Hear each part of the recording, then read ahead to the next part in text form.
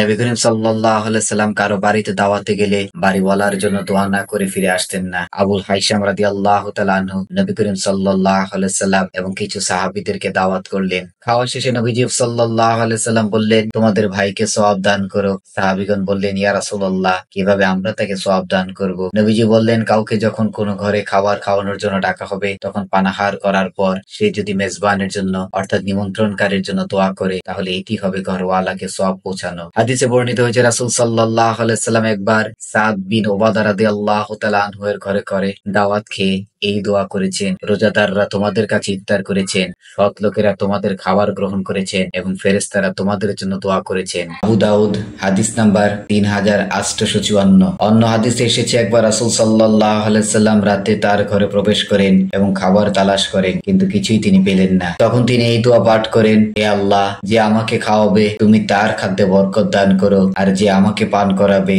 তুমি তাকেও পান করাও। সহিহ মুসলিম হাদিস নাম্বার 5257, মুসনাদে আহমদ হাদিস নাম্বার 23809। রাসূল সাল্লাল্লাহু আলাইহি সাল্লাম ছোট বড় স্বাধীন কৃতদাস সবার সঙ্গে বসে খাবার খেতে পছন্দ করতেন। একবার রাসূল সাল্লাল্লাহু আলাইহি সাল্লাম কুষ্ঠ রোগীর হাত ধরে তার সঙ্গে একই থালায় খাবার খেতে বসেছেন। বললেন, বিসমিল্লাহ বলে খাও, আল্লাহর প্রতি বিশ্বাস করো এবং তার উপর ভরসা করো। রাসূল